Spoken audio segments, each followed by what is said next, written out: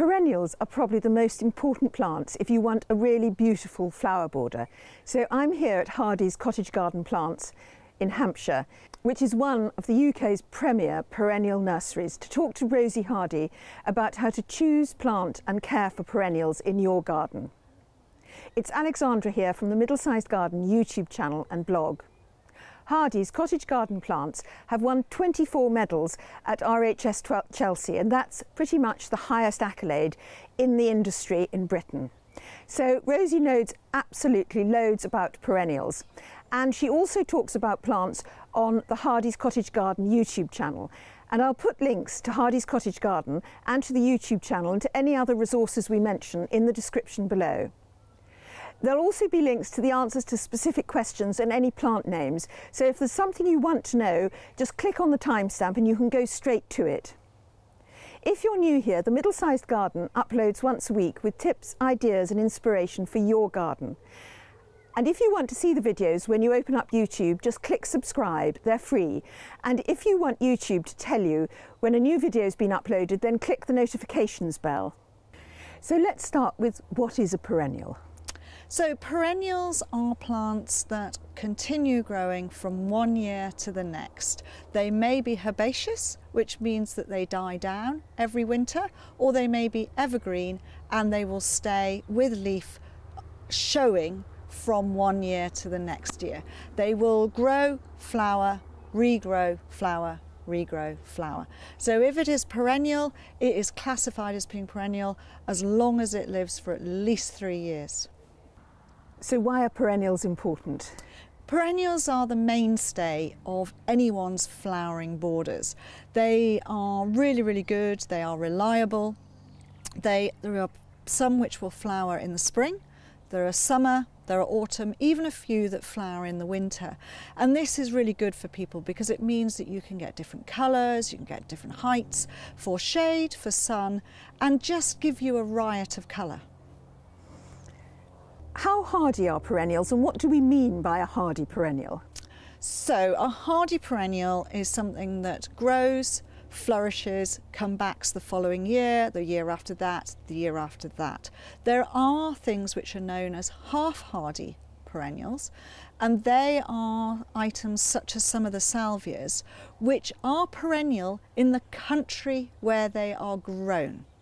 And quite a lot of things that we use as bedding plants are technically perennial, but they're only annuals here because they can't survive our wet or cold winters. So a hardy perennial is a perennial that will survive our winters and come back the following year. And people also worry that when they cover their soil, like with bark or with mulch or even with landscape fabric or compost, that the plants won't be able to fight their way through. So could you sort that one out for us? There are some which are more temperamental and do not like their crowns being covered. So when you are using a mulch, be it horse manure, be it garden compost or anything like that, then you should always take care to not cover the actual crown. So you go around and leave a space probably about this size, so 10 to 15 centimetres around the top of the crown, and then that gives them something to grow through. If you're going to use this landscaping material, you will probably kill most material. That's why it's put down. It's put to suppress so that things can't come through. The only way that perennials come through is if a hole has been cut, but really that's for shrub planting. Perennials which run along and spread naturally sideways will not come through a small hole cut in your matting. So it's not the best thing to mulch down an area with if you're wanting to grow herbaceous perennials. Which of course brings me to my next question, which is why and when do we divide perennials? So you need to see how they're growing. You do not divide them in the first year. They need to grow, they need to spread. As they get bigger and bigger, some perennials will tell you they need dividing because they suddenly go dead in the middle and they make this donut effect where the leaves are around the outside and there's a dead bit in the middle. They need dividing then. Rule of thumb, if they are pretty fast growing, then every 2 to 3 years you need to lift them and divide them, and it's as simple as putting the spade straight through the middle and cutting them up. You don't have to go for the two forks together together and breaking your back. A spade through the middle is fine because that root prunes at the same time. So it's looking at the plant, seeing how big it's got, and if it's not really increasing that much, say 3 to 4 years with some things, 2 to 3 years with ones which are a little bit more thuggy. So which perennials bloom the longest?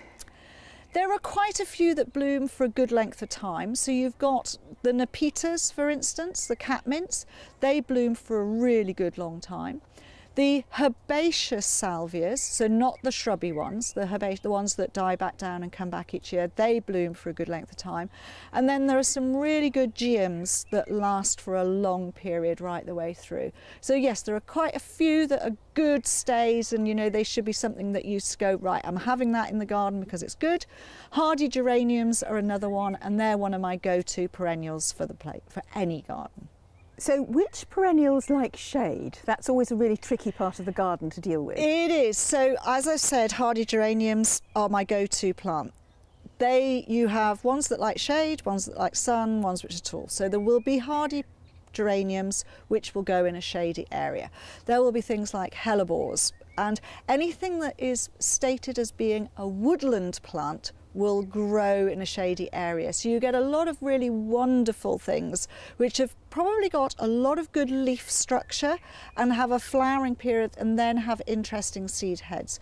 So for instance, something like Uvularia or Maiathemums are all very, very good. Epimediums, excellent shade-loving plants. Pulmonarias, all of those are excellent for the shade. A lot of them are spring flowering, but they usually have a really good, interesting leaf to give you ground cover and to sort of ward off anything that you don't want to be growing in those areas. Which perennials grow best in pots? That's really a tricky one from the point of view of where do you want to put the pot and how big is the pot that you're going to put them into. We grow all of our herbaceous perennials in pots, in containers. So therefore, everything will grow in there. What you've got to remember is correct drainage, correct watering, and that's the one thing that most people get wrong. They overwater far too much. And when you feed. So those are the 3 things that you need to be looking at. Enough food, the right amount of water, the correct drainage, and then situate the pot in the shade if it's a shade lover, like hosta, or put it in full sun, say if it's an osteospermum. So, of course, now these are the questions. Are there any perennials which are deer resistant, rabbit resistant, or slug resistant? Right, that's very, very difficult because depending on the season. So if we've got a very lush season and plants are growing away really, really well and their leaves are soft, they will be absolute ideal fodder for all of the pests that want to eat them. If it's a quicker growing season and they get harder quicker, then they don't get so affected. Slugs and snails will always try and eat everything, even if they're not supposed to. So that's difficult. There are not that many that they don't like hairy leaves, for instance. They don't like some things that are, say, prickly. Deer love roses and they love delphiniums. The best thing if you've got a deer problem is get a higher fence. Because really, you know, if they want to come in, they'll come in. Rabbits also, most people think they've got it rabbit fenced, but they use too large a wire. The wire needs to be really quite small. It's got to be this, not this size, because you can see them. And also rabbits jump. So even when you think you've got a fence, say this, you think, oh, but no, they climb. I've seen them climbing over the top. There are lists, and there are HS lists, and there are other compiled lists, and you can guarantee someone will go, oh no, the rabbits ate that. They do. They don't tend to like things which have got highly scented leaves, which are, so all the salvias, for instance, things which are hairy, they tend not to go for those. But they will always go for nice young shoots, I'm afraid. And what about the best perennial for wildlife or bees? Anything that flowers is good for any of the pollinating insects. Bees like open flowers, they like things which are probably lilac-y colours, and they also like things which are high in nectar and pollen. But you've got other pollinating insects such as your moths and your beetles and your lacewings and all of these who people don't think about, and they tend to pollinate at night. So plants that their flowers stay open at night are really useful for them. Anything that has got it's quite a myth that double flowers are wrong. No bees don't like double flowers, but beetles and moths like double flowered. There's still nectar there, there's still pollen there. It's just the bees can't get that. But there's plenty of other stuff that the bees will go to. So as long as you put plenty of flower in there, plenty of different colours, plenty of different types, so not just one type, you will encourage a lot more insects into the garden. Double flowers are ones which have got multiple petals and you can't see the centre. So when you look at a daisy, for instance, it's got single petals around the outside and it's got that lovely yellow centre, which is like a landing pad for the bees to go onto. When they're double flowered, they don't have that landing pad, which is why bees don't like it, because they actually quite like to sit and rest and then feed. But other things like the moths, etc., feed on the wing all the time, and they've got a much longer tongue and they can get in. Beetles, will scramble up a stem and come in and climb and wriggle their way around, so they're able to get through all the multiple layers of petals that are there. Tell me, how do you deal with slugs and snails? What do you do here in the nursery? We don't do anything. The only time we use any slug pellets on the nursery, and we only ever use the organic ones, is when our hosta eyes are sitting up with their noses like this, about the thickness of your finger, and we put a few round and then they open up and we leave them. But we have, because we don't spray on the nursery, and because we've got lots of birds, we've got newts up here, we've got frogs, we've got toads, we've got voles, we've got mice, and we just allow them to do the thinning out. If we have a few slugs and snails, we get the odd hole. So what? The plants can cope with it. So tell me how you partner plants when you're planning a border. I always like to make sure that I've got right plant, right place. So for instance, if I'm doing a display garden, I will work out where I want my shady plants to be, where I want my sunny plants to be, and whether I want them to be moist. And then I think about whether or not it's going to go into what sort of soil it's meant to be going in. And that is how I try and partner things up to start off with. Then it's a matter of looking at a plant and going, what type of leaf have you got? Are you a strappy leaf? Are you a big bold leaf? Do you have a small flower? Do you have a really big inflorescence? And it's a matter of tying them in together so that you can have small frothy plants with something really big and bold, so you get a soft and then a hard, and then perhaps something soft behind that as well, which is slightly taller, but always tying in colour. So if the leaf is, for instance, a bronze leaf, then perhaps the flower in front of it will have a bronze stem and maybe a white flower, because then you get a continuity of colour going through, and it just will draw your eye into what you're building up. With broad leaves like this of the hosta, this one is a beautiful one. This one is called Purple Heart. Now, Purple Heart has got these beautiful purple markings down the stem and into the heart of the leaf. That then picks up with the big leaf behind of the Rodgersia and this bronze colouring. But they're two completely different shaped large leaves, and they look really good together. You then have frothiness of this blue here of the phlox, moving into, using the light green, the colour of the stem of the hosta there, the colour of the stem of the Angelica, and then a big round ball at the top. So all of this blends in. It's quite architectural, but then there's also some soft flower in there as well to soften the edges. And that's really what I'm trying to explain. But then also you get something like, we've moved over from the Angelica in this, and we've moved into the dark of the Aquilegia, so that coloration is still coming through.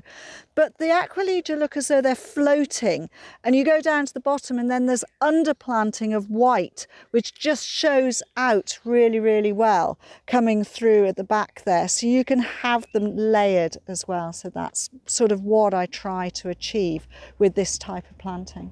And it's just a matter of looking at things and going, would these go together nicely?